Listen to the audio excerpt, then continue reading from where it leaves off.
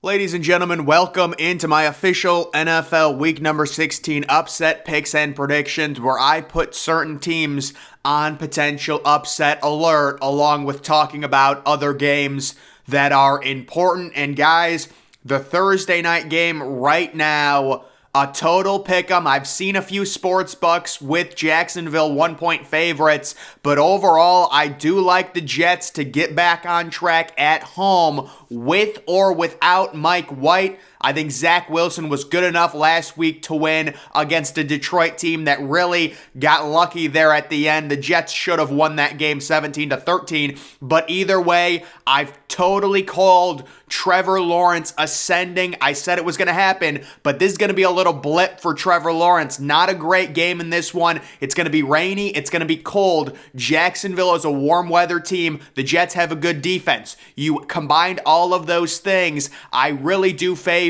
the Jets. They were 2.5-point favorites last week on the look-ahead line. There's value on them on the money line. I think people are overreacting to Jacksonville's win over Dallas, which is something I said would happen, and certainly it was a really good win, but it was very come from behind. They were losing throughout most of that game. It was great weather. This is going to be a totally different environment for Jacksonville going into the possibly cold rain there, and I do like the Jets to win this game. Hopefully Mike White can be back. Him and Garrett Wilson have really developed something, but even with, Zach Wilson, the ascension right now we're seeing from Garrett Wilson, he is a superstar. As a rookie, he's one of the best receivers in the NFL. It's amazing. So I have the Jets winning this game 20-17, lower scoring. I actually think the over-under is like 38.5, so it's not high, and that's mainly due to the weather, and it's also due to the Jets' good defense, but I like the Jets in the pick'em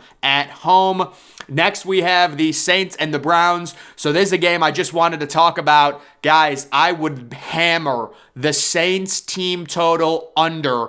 I've looked at the weather report. 32 mile per hour sustained winds with an 8-degree low. The wind chill is going to be -25. The Saints are a dome team from Louisiana. It does not suit them at all. Andy Dalton doesn't impress me anyways. Guys, I don't see the Saints scoring into the double digits. I like the Browns to win, to cover the 3-point spread. Use the running game in the wind. You're not going to be able to throw. It's going to be Nick Chubb. It's going to be Hunt. The Saints are going to get shut down. The Browns, for as bad as their defense has been, and there's a lot of talk about firing their defensive coordinator, they faced a bad Baltimore team last week, and they did what they should do. They gave up only 3 points. This is another situation. It's just so tough for the Saints.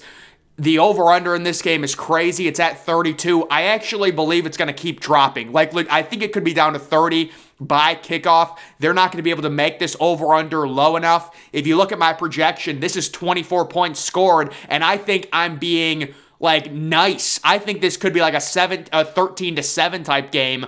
They're not, if it's 32 mile per hour wind, how are they going to be able to kick field goals? And that's sustained wind. That's not wind gusts. That's sustained legitimate wind at 30 miles per hour. We saw the effects that wind had. If you guys remember the big wind game, the Ohio State Northwestern College game, you can't throw in that type of wind, especially if the gusts are at 50 and the wind chill is like -30.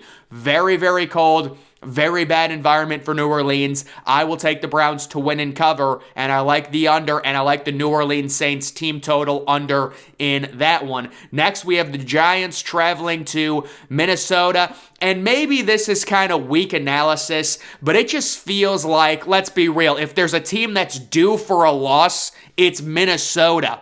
I know it might be weak analysis, but still, they're down 33-0. It's a great comeback. I get it, but we know the deal with Minnesota. They've got a very small, +5 in terms of their overall point differential, but, there are 8 games over 500. This feels like a loss. The Giants have been playing better. Their defense just played really well.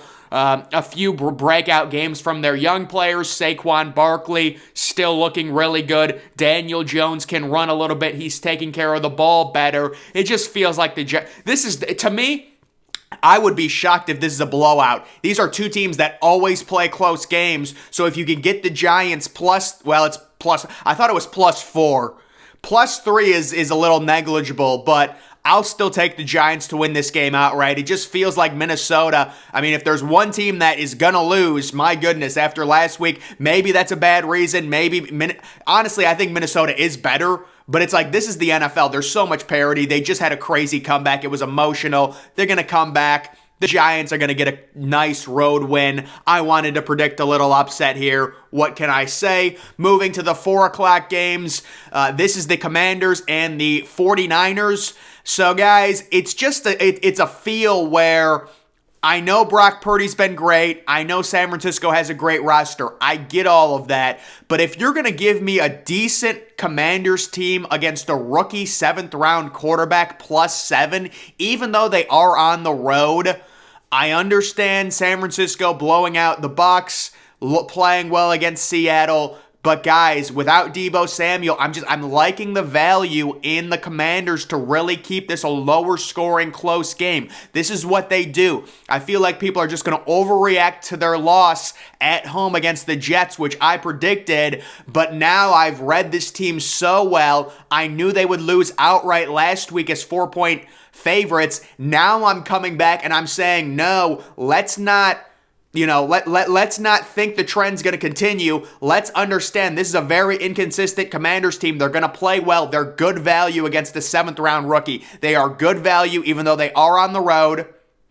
On the road, they're going to cover. It's going to be a close game. I think they lose, but very close game throughout. That is just my prediction on that. This is the big game here, the big divisional game. Philadelphia, the Jalen Hurts situation, taking on the Dallas Cowboys. Dallas opens 1-point favorite, and the line gets totally readjusted after the Jalen Hurts injury. There's certainly 2 different ways to look at it. If Jalen Hurts plays in this game and balls out, he wins the MVP, in my opinion, no doubt about it, unless he absolutely tanks the final 2 weeks. But if, he gets injured or re-injures something, as the Eagles, they've already, I believe, clinched a playoff spot at this point. They only have 1 loss. So, do you really want to play him? I think Jalen Hurts wants to play because this is the best shot at an MVP he's ever going to have.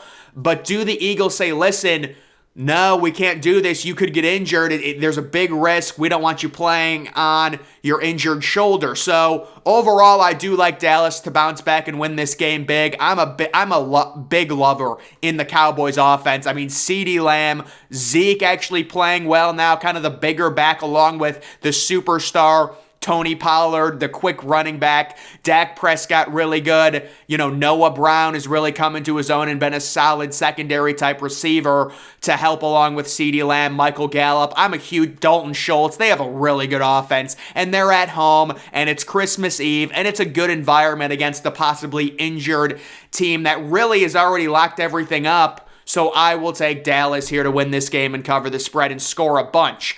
Next, we have the Christmas Eve night game. This is the the Las Vegas Raiders traveling to Pittsburgh. Very cold, sub 10 degrees. Everyone's going to be picking Pittsburgh in this game. But guys, this is your typical weird Derek Carr type win. The Raiders have more talent. It's very cold. I know they're a dome team. I'm going against that wisdom. Derek Carr is going to gut this out on the road against a solid defense. And really, Pittsburgh had a good win over Carolina. But let's be honest, if they're starting Mitch Trubisky, this is like a coin flip. Nobody knows. I mean, Pittsburgh's a 2.5-point favorite, which basically means it's a pick 'em considering they are the home team. Overall, I will take the Raiders to win this game outright, just in general, because again, it's one of those weird Derek Carr games where it's on Christmas Eve. They win on like a 50-yard walk-off field goal or something. That's what's going to happen. It's going to be lower scoring, and they end up winning in the cold.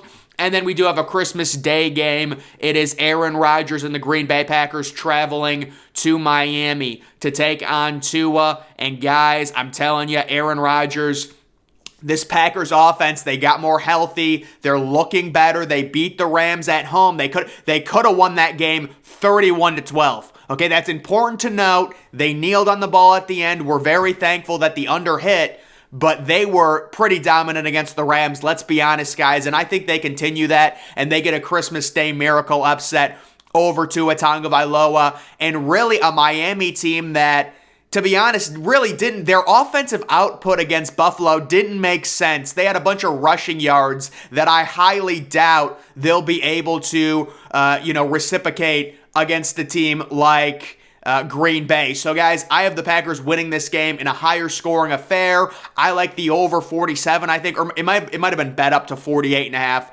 I'm not exactly sure. Nice weather. It's a 1 o'clock game. I mean, Miami really doesn't have a good home field advantage, so you'd think there's going to be some Green Bay fans there, it being on Christmas. It's not going to be a crazy, daunting environment. Aaron Rodgers isn't walking into anything that he's not, really seen before. So all of those things combined, Rodgers maybe 2 or 3 passing touchdowns. Tua will get his. He'll have a good game in the nice weather for sure. But overall, I think Miami is trending down right now, even though I still respect them. And Tua absolutely has had a breakout season, and he is a franchise quarterback at this point, certainly. But let's be real. This Green Bay team +4 is really good value. They've been playing better. They've got a really good running game. A.J. Dillon, I'm huge on. He, such a big, great enforcing back. And then they've got Aaron Jones as well. Miami, a lot more one-dimensional outside of last week, the offensive rushing output. It's not going to happen against this good Green Bay defense. We really saw their defensive line control the line of scrimmage against the Rams. They're going to make Miami and Tua one-dimensional. They're going to force Miami into 3rd and longs, force them to throw.